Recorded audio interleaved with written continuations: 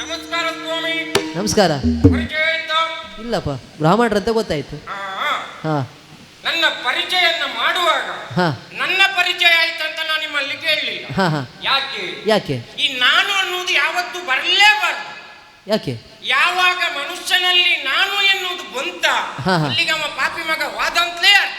ಹೌದು ಹೌದು ಹೌದು. ನಾನು ಅಂತ ಬಂದ್ರೆ ಅವನಲ್ಲಿಲ್ಲ ಗಾಡಿ ಓದ್ತಾನೆ. ಹಾ, ಹಾ, ಹಾ. ಒಂದು ಸಣ್ಣ ಉದಾಹರಣೆ ಕೊಡ್ತೇನೆ. ಏನು ಉದಾಹರಣೆ?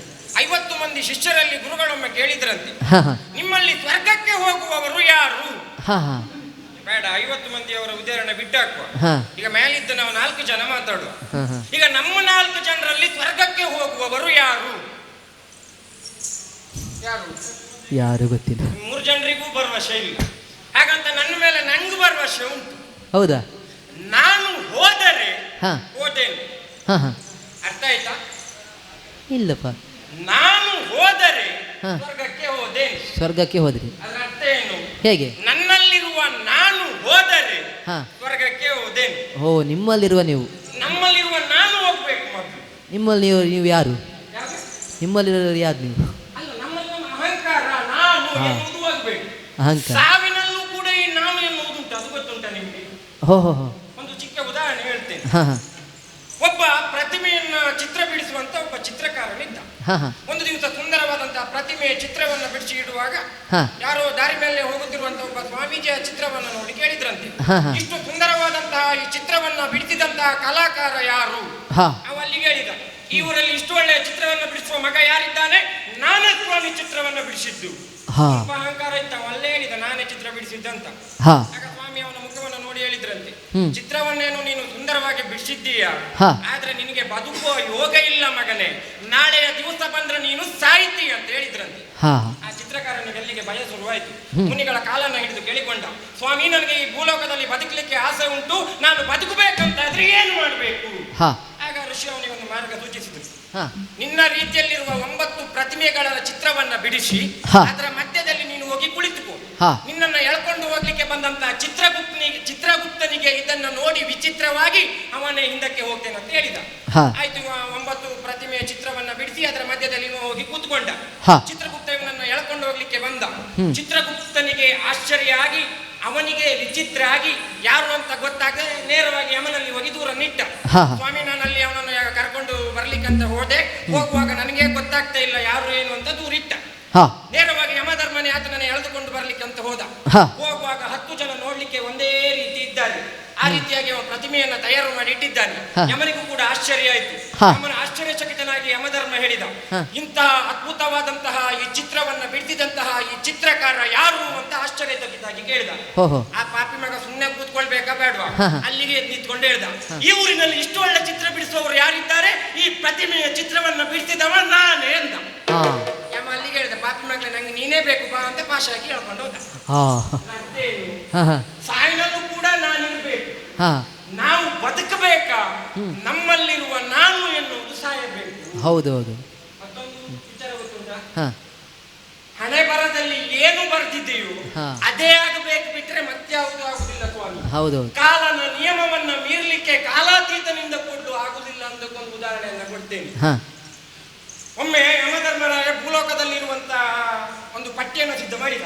ಹಾ. ಯಾರ್ಯಾರು ಸಾಯುತ್ತೋ ಅವರನ್ನ ಹೇಗೆ ಹೇಳ್ಕೊಂಡು ಬರುವುದು ಅಂತ. ಹಾ. 50 ಜನರ ಪಟ್ಟಿಯನ್ನು ಸಿದ್ಧ ಮಾಡಿ, ಅಂದ್ರೆ ಮೊದಲಿಗೆ ಇರುವವನನ್ನು ಎಳ್ಕೊಂಡು ಬರ್ಲಿಕ್ಕೆ ಅವನ ಮನೆಗೆ ಹೋದ. ಹಾ. ಅವನ ಮನೆಗೆ ಹೋಗಿ ಹೇಳಿದ, ಇವತ್ತು ನಿನ್ನನ್ನು ಕಳ್ಕೊಂಡು ಹೋಗ್ಲಿಕ್ಕೆ ಬಂದಿದ್ದೇನೆ, ಸಾಯ್ಲಿಕ್ಕೆ ಸಿದ್ಧನಾಗುವಂತ. ಹಾ. ಆಗ ಅವನು ಹೇಳಿದ, ದೇವರೇ ನನಗೆ ಇಷ್ಟು ಬೇಗ ಸಾಯ್ಲಿಕ್ಕೆ ಮನಸ್ಸಿಲ್ಲ, ಸ್ವಲ್ಪ ಸಮಯ ಕಾಲಾವಕಾಶ ಕೊಡಿ ಅಂತ ಹೇಳಿದ.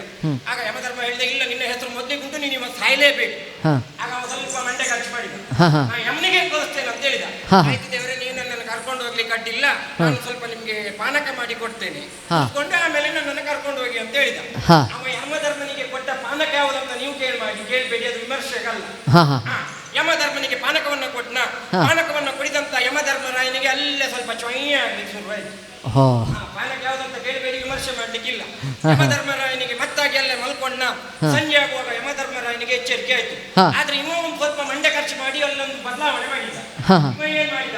ಏನ್ ಮಾಡಿದ? ಇವನ ಹೆಸರು ಮೊದಲಿಗಿತ್ತಲ್ಲ, ಹಾ. ಯಮಧರ್ಮರಾಯನಿಗೆ ಮತ್ತಾಗಿ ಮಲಗುವಾಗ ಮೊದಲಿಗಿದ್ದ ಹೆಸರನ್ನ ಕೊನೆಯಲ್ಲಿ ಬರ್ದ. ಹಾ, ಹಾ. ಒಂದನೇದಲ್ಲಿದ್ದ ಹೆಸರನ್ನ ಹಾ. 50ರಲ್ಲಿ ಕೊನೆಯಲ್ಲಿ ಹೆಸರು ಬರ್ದ. ಹಾ, ಹಾ. ಯಮಧರ್ಮನಿಗೆ ಎಚ್ಚರಿಕೆ ಆಯ್ತು. ಹಾ. ಅವನನ್ನು ಕರೆದು ಹೇಳಿದ, ಪುಣ್ಯಾತ್ಮ, ನೀನು ಕೊಟ್ಟಂತ ಪಾನಕವನ್ನ ಕುಡಿದು ನನ್ನ ಮನಕ್ಕೆ ನನಗೆ ಬಹಳಷ್ಟು ಸಂತೋಷವಾಗಿದೆ. ಹಾ. ಹಾಗಾಗಿ ನಿನಗೆ ನಾನು ಒಂದು ಚಿಕ್ಕ ಉಪಕಾರವನ್ನ ಮಾಡ್ತೇನೆ. ಹಾ. ನಿನ್ನ ಹೆಸರು ಮೊದ್ಲಿಗಿತ್ತಲ್ಲ, ಹಾ. ಅದರ ಬದಲಾಗಿ ಇವತ್ತು ನಿನ್ನನ್ನ ಕರ್ಕೊಂಡು ಹೋಗುದಿಲ್ಲ, ಕೊನೆಗೆ ಇದ್ದವನನ್ನ ನಾನು ಕರ್ಕೊಂಡು ಹೋಗ್ತೇನೆ ಅಂತ ಹೇಳ್ದ. ಹ್ಮ್ ಇದರ ಅರ್ಥ ಎಂತ? ಎಂತ? ಕಾಲನ ನಿಯಮವನ್ನ ಮೀರ್ಲಿಕ್ಕೆ ಕಾಲಾತೀತನಿಂದ ಕೂಡ ಆಗುದಿಲ್ಲ ಎನ್ನುವುದಕ್ಕೆ ಇದೊಂದು ಚಿಕ್ಕ ಉದಾಹರಣೆ. ಹೌದೌದು. ನಮ್ಮ ಹಣೆ ಬರದಲ್ಲಿ ಯಾವುದು ಬರ್ತಿದೆಯೋ ಹಾ. ಅದೇ ಆಗಬೇಕಿದ್ರೆ ಬಿಟ್ರೆ ಮತ್ತೆ ಯಾವುದು ಆಗುದಿಲ್ಲ ಸ್ವಾಮಿ. ಹಾ. ನಾನು ಯಾರು? ಯಾರು? ಈಗ ನಾನೇನು ಬಂತು. ಹಾ ಹಾ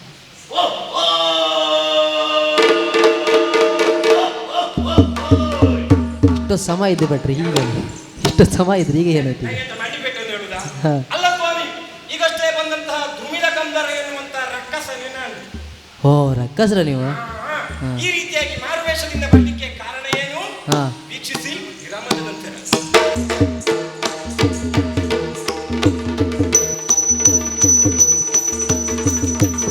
ಹೂವ ಕೊಯ್ಯುತ್ತ ಬಂದು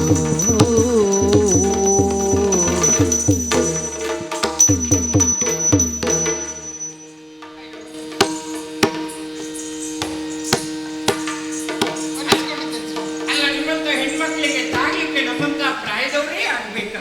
ಕಾಣಲಿಲ್ಲ. ಹೀಗಿರುವಂತ ನಾನು ನೀವು ತಾಗಿ ಕೆಳಗೆ ಬಿಟ್ರೆ ನನ್ನ ಪರಿಸ್ಥಿತಿ ಏನಾಗ್ಬೇಕಮ್ಮ?